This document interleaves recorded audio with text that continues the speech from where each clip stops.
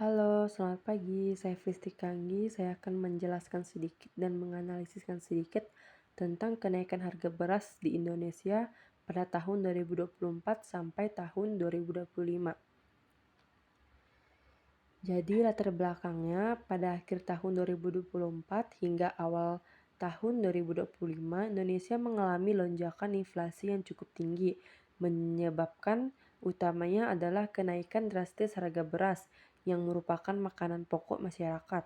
Kondisi ini menyebabkan daya beli masyarakat melemah dan memicu kekerasan ekonomi. Jadi, kronologi dan wilayah yang terdampak. Kenaikan harga beras terjadi sejak Oktober 2024 dan berlangsung hingga Maret 2025. Beberapa wilayah seperti Jawa Barat, Jawa Tengah, dan Sumatera Utara mengalami dampak yang paling parah. Harga beras melonjak lebih dari 15.000 kg. Pemerintah merespons dengan membuka keran impor dan menyalur bantuan pangan. Dan penyebab kenaikan harga, yang pertama cuaca ekstrim menyebabkan gagal panen di berbagai wilayah pertanian. Yang kedua, produksi beras dalam negeri menurun drastis.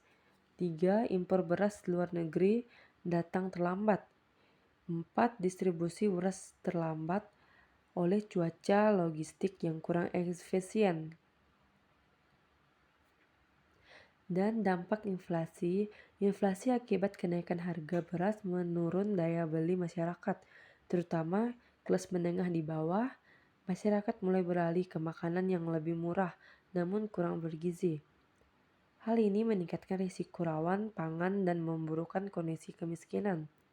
Analisis masalahnya, kasus ini menunjukkan bahwa sistem pangan Indonesia masih sangat rentan terhadap pengaruh iklim. Respon pemerintah cenderung reaktif dan belum ada strategi jangka panjang yang jelas dan menjaga kestabilan harga pangan dan ketahanan pangan nasional.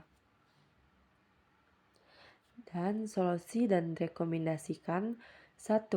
Membangun sistem irigasi yang lebih tangguh terhadap cuaca ekstrim. 2. Mendorong diversifikasi bahan pangan agar tidak bergantung pada beras saja. 3. Menambah dan kecepatan distribusi cadangan beras pemerintah CBP. 4. Memberi edukasi dan bantuan langsung kepada masyarakat saat harga pangan melonjak. Penutupnya, kenaikan harga beras yang memicu inflasi adalah sinyal bahwa Indonesia perlu membangun sistem pangan yang kuat dan berkelanjutan. Kolaborasi antara pemerintah, pertanian, swasta, dan masyarakat sangat diperlukan agar krisis serupa tidak terulang. Nah, sekian penjelasan saya tentang materi tersebut. Terima kasih.